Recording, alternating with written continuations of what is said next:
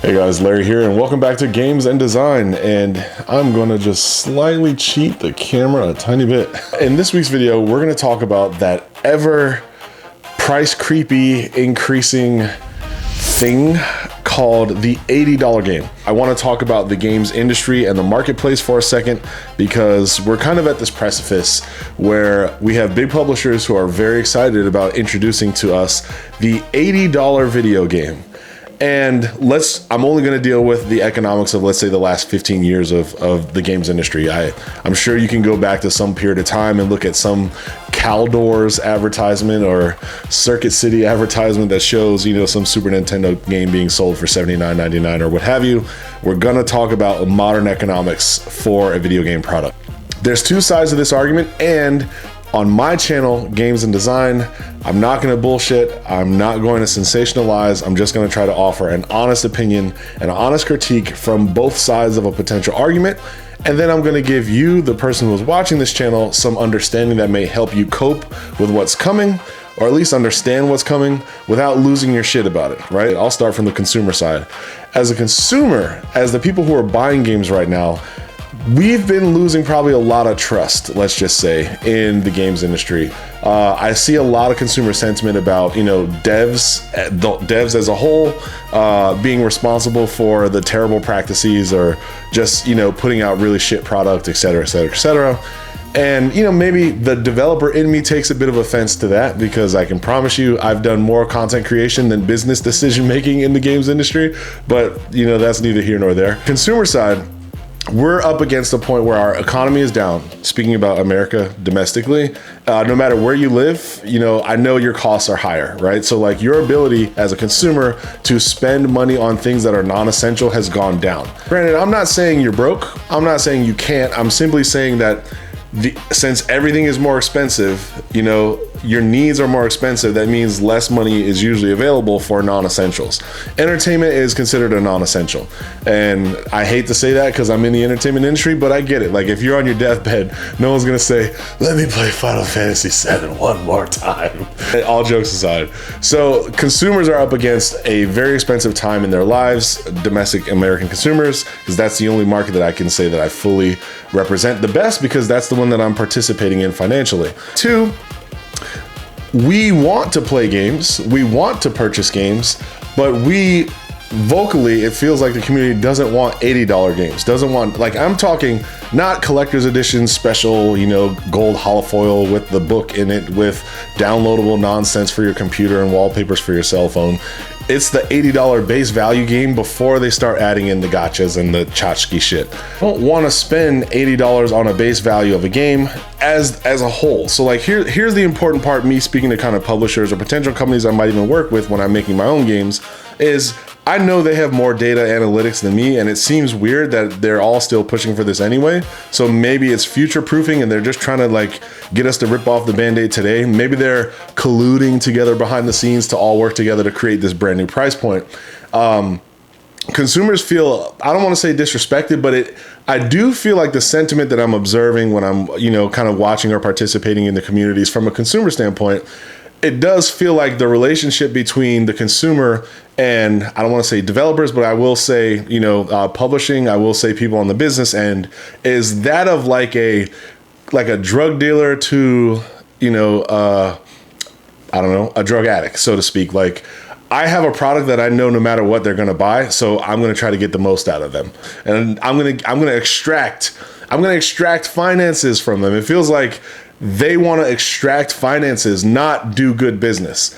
And that is probably where I think all the negative sentiment is coming from, because we're talking about years and years and years of loot boxes, gacha, battle pass, whatever, buying a full premium product, but then having DLC that I have to buy, or else I'm not part of the group that's playing the current content. And I'm in this very small sliver of hobos who could only afford the base game, but who don't have the expansion now. And so therefore my ability to find players to play with or content to enjoy is intentionally not fun, because I'm incentivized to go and buy the thing, right? Like I, as a consumer, don't want to feel like my relationship to the game is to be like a field to be farmed, is to be a mine that you're extracting finances from, right? Like, it almost feels disrespectful. It feels like I haven't been supporting your company financially for all these years as a consumer and fan. And the thanks that I get is you treat me like I'm just some junkie who's addicted to the product.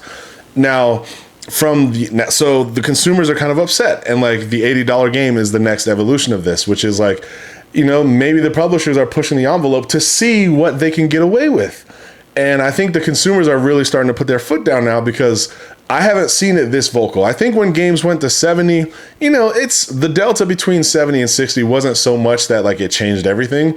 But I think the people today are still dealing with that delta of remembering when games were $59.99 and that was your AAA. $64, that was your AAA. And now we're talking $80 and that's your AAA.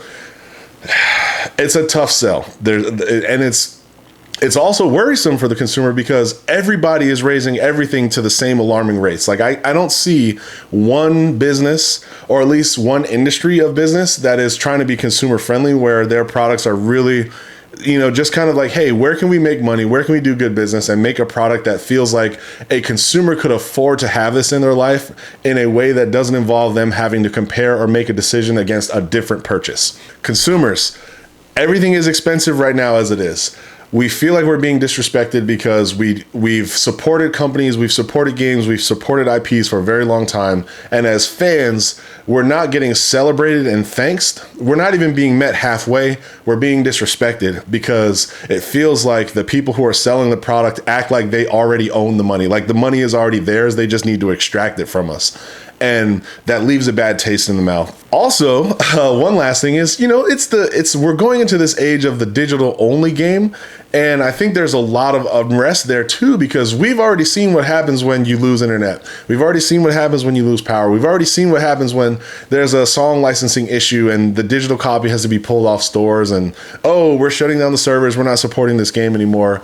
And yeah, hey, even though you paid $80 for this game, I hate to tell you, kid, but that was just access to the license that allowed you to play the game. You didn't actually own the game. You just owned a ticket that we validated and let you have access to the game. Here's the huge problem for consumers. Let me just go to the old classics over here. I'm going to just grab a game. What is this?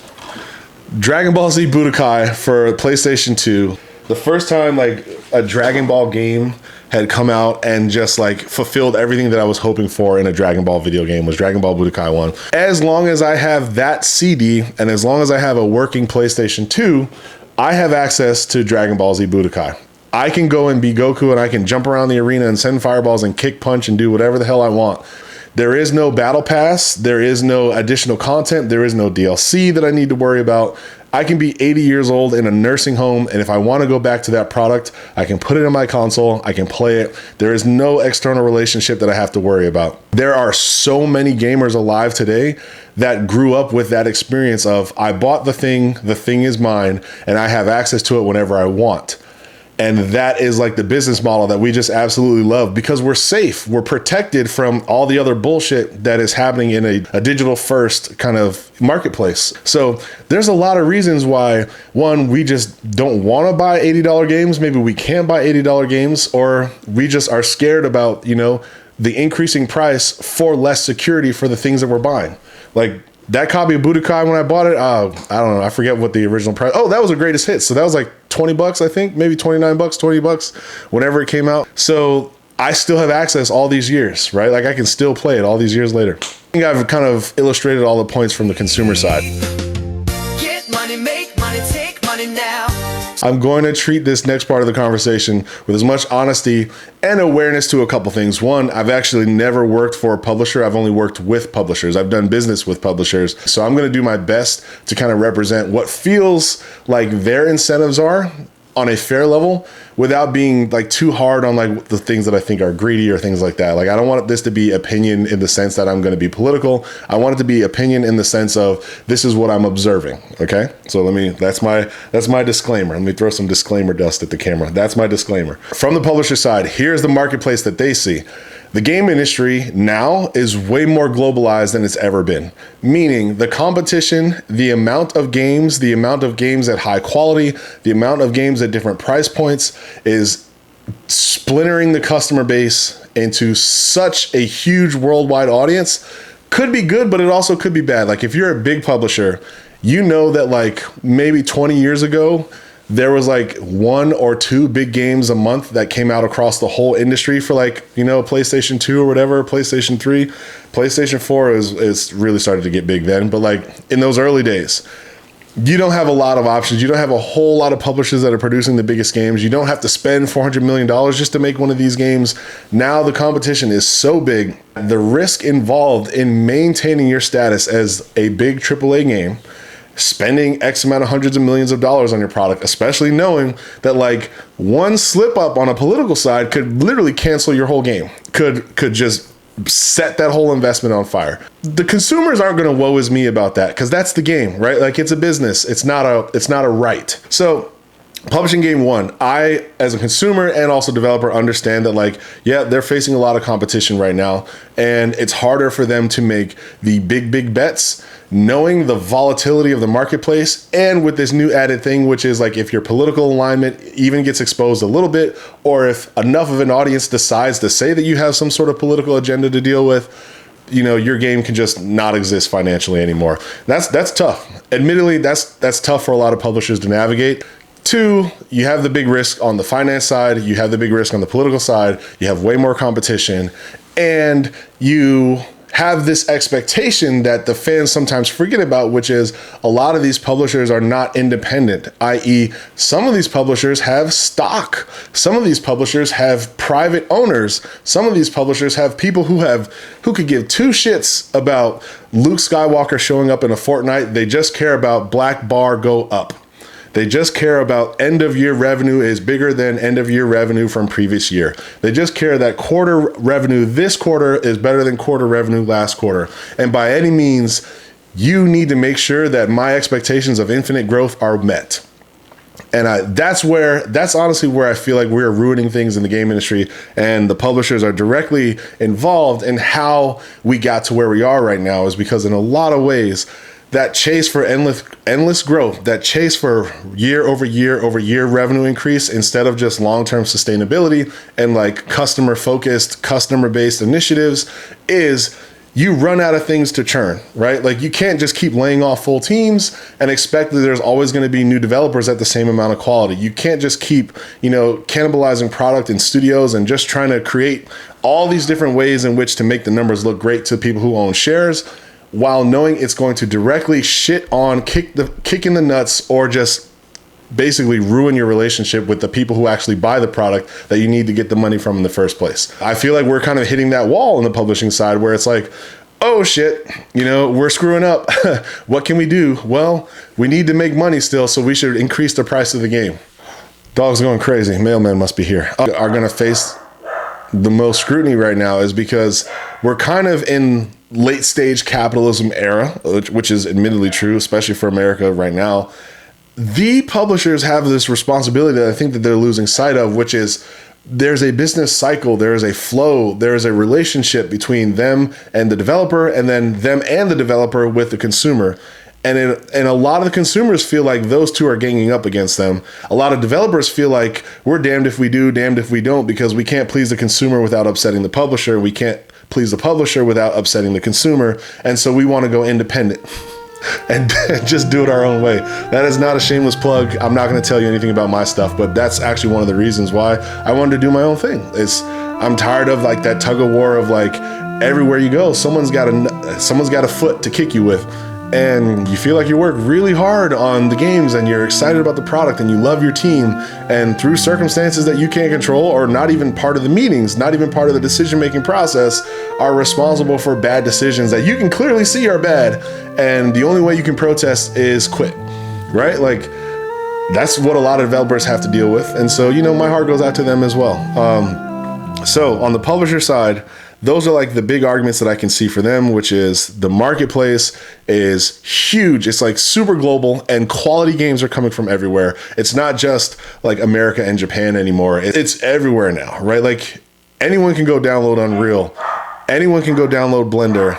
Anybody can go find creative talent anywhere in the world, because in the last, let's say 10 to 15 years, especially with Unreal going free and Unity doing their free offerings and game development tools, Like, you can get the stuff that the pros use in 15 minutes, download it to your computer, and you're ready to go. You can go learn all the same stuff that the pros use to learn the same software if you just put in the time. So like, it is ultra competitive right now on the game development front. You have, Call of Duty 7, Black Ops, but you also have Schedule 1, right? Like, this is such a great time to be a consumer of games. It's not even funny. Well, you have great quality indie titles that are like good. I remember when indie was like looked down upon, and I hate to say this, but I've been in the industry long enough that I remember when indie just had this like stigma to it from professional developers. Not me, I respect everything, and I literally admit that, because I started as an indie before I went to become a professional developer. Actually, that's not true.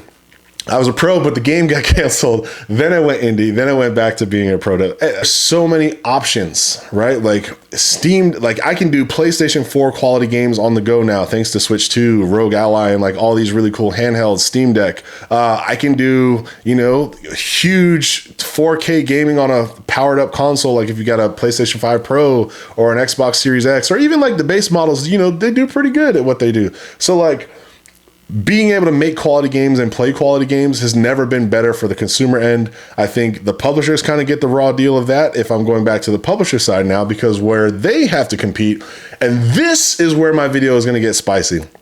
This is a hot take.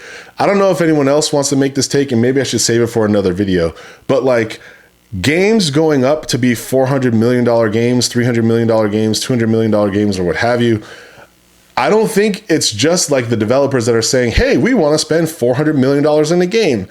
Keep in mind that there are companies whose business model is to make a hardware device that is better than the previous hardware device, that has more bells, gadgets, whistles, doodads, and graphic quality performance output than previous device, which require software to be made for it, which require more expensive, more elaborate, more detailed, better software to exist in order to take advantage of those features. There is this symbiotic relationship between developer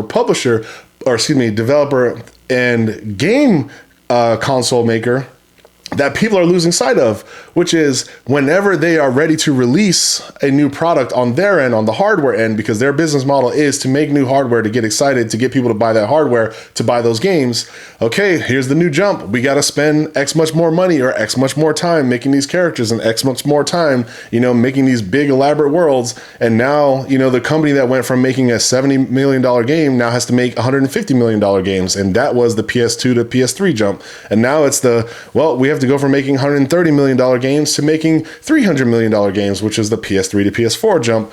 And now you're looking at the PS5, which is like, they've kind of like, I feel like we've stayed kind of around that 300 million, but like now we're talking $1 billion games. Now this is a very specific margin though. Like obviously Rockstar is talking about $1 billion game, but I think 600 million, 500 million is not going to be as like clutch pearly as it would have sounded like 6-7 years ago.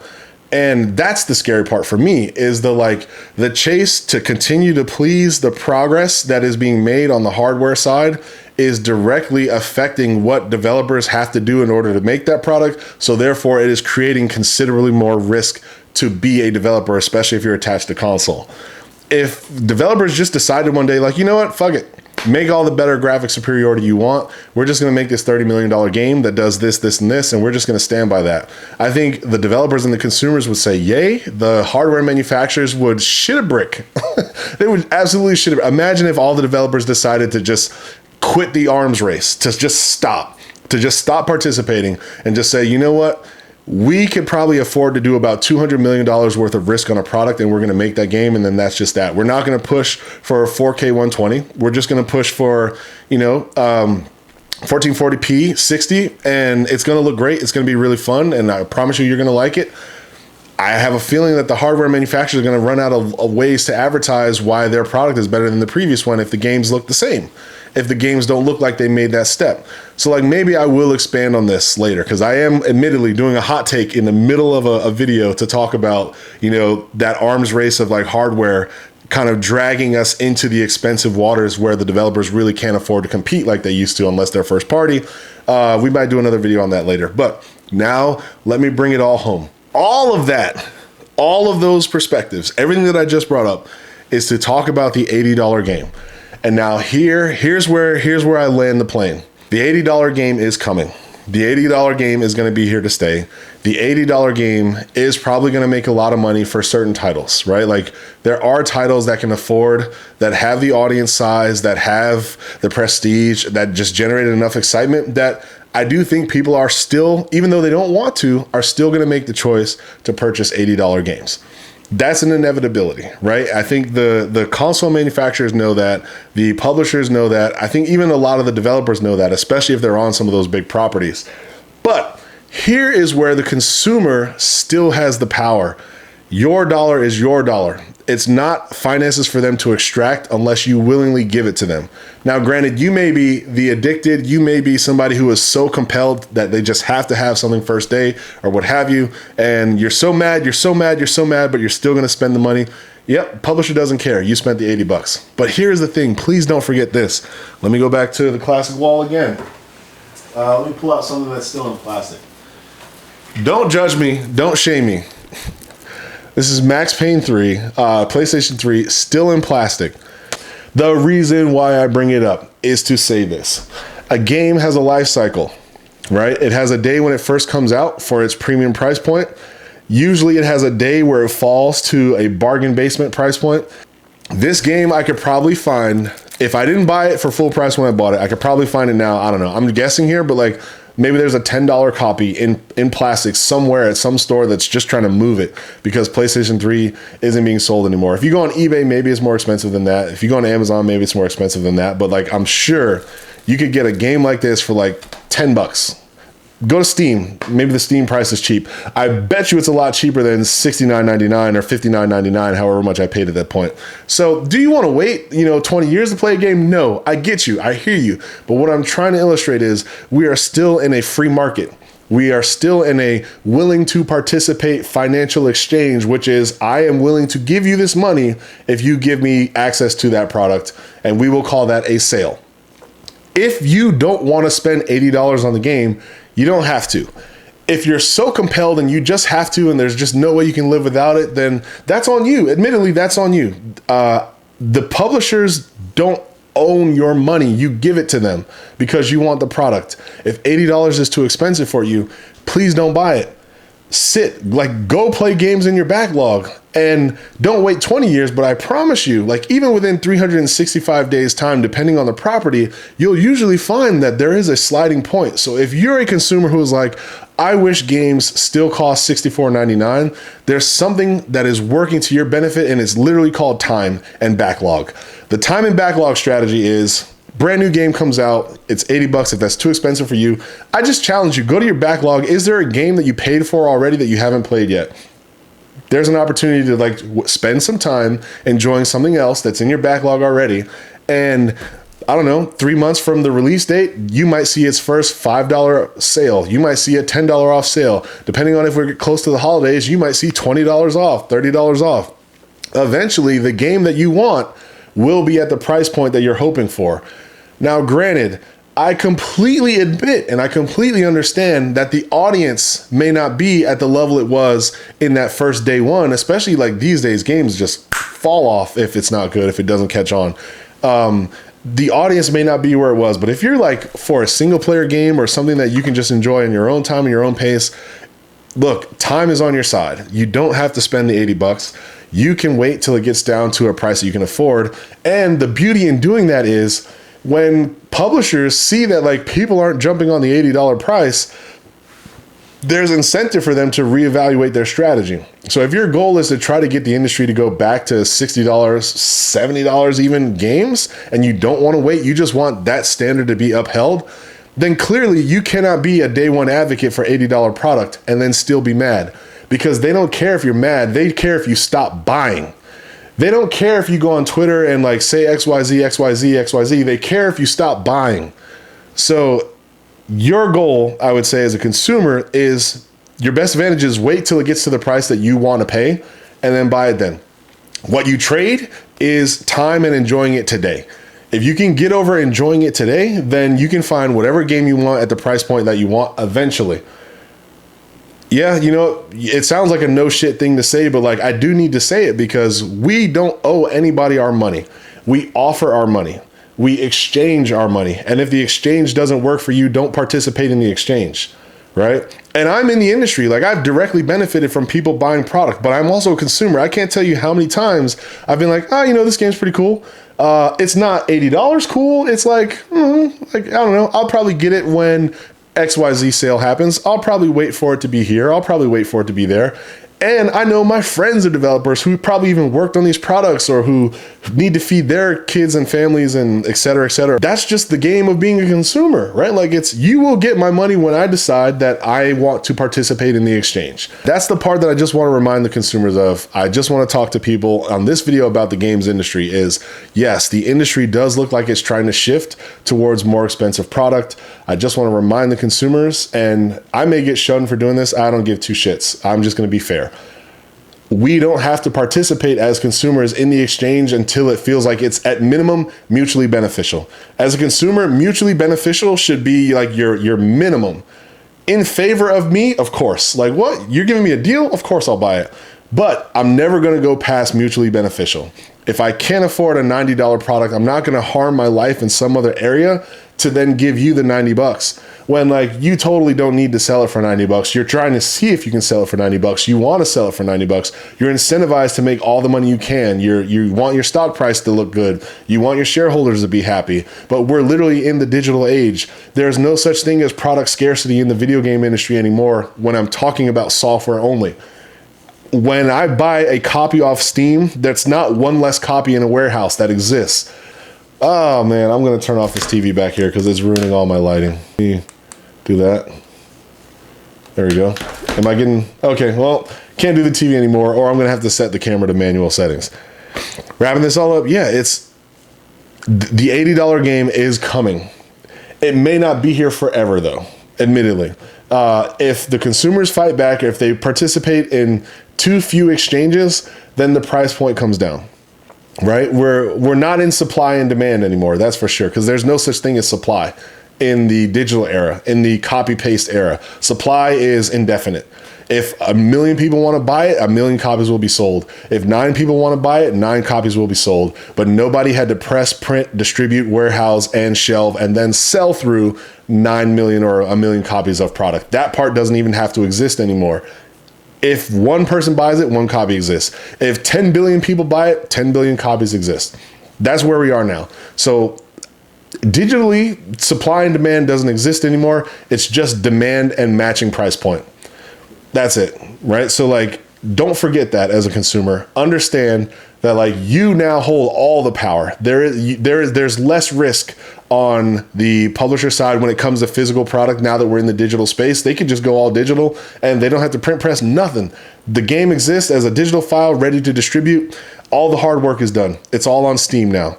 I understand. I understand people are nervous. I understand that it means that, like, things could go left. Things could get more expensive. Maybe the $100 base value game is going to come because of this. I hope not, but, like, maybe.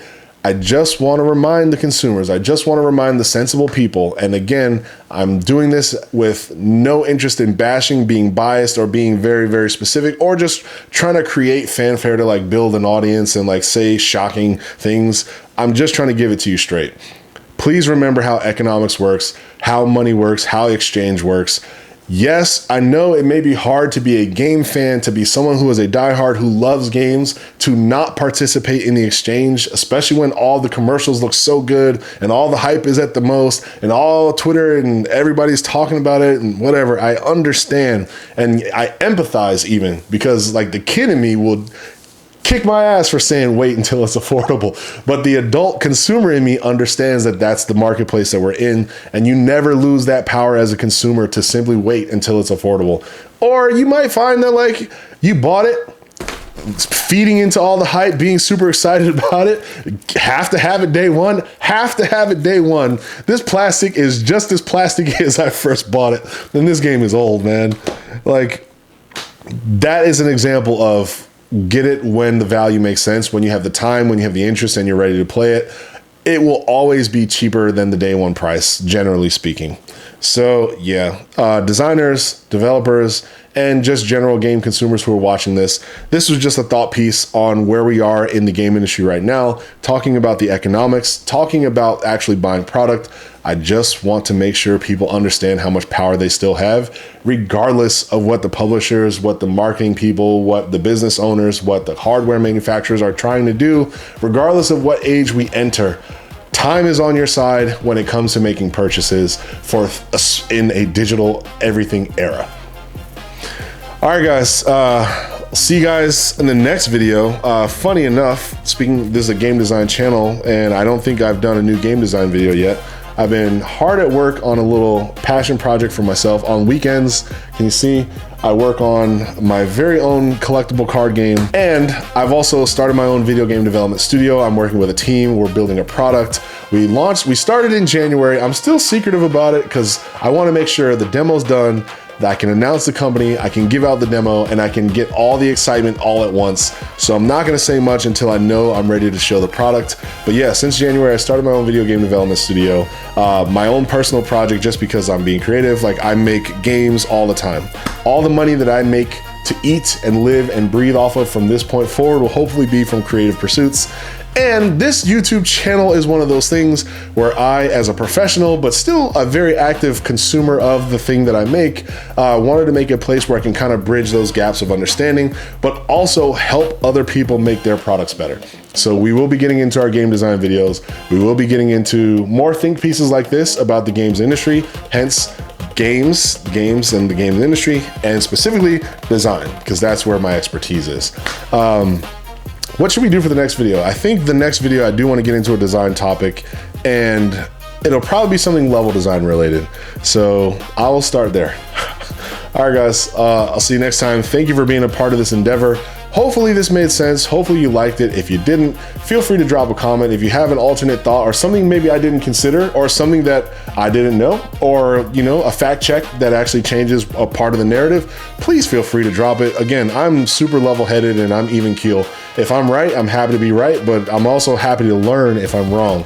So we can have a discussion, but most of this was fact enough and opinion. So those are my thoughts. I'll see you guys next time. This is Larry. Thanks for watching. And hopefully you're out there making some really cool games.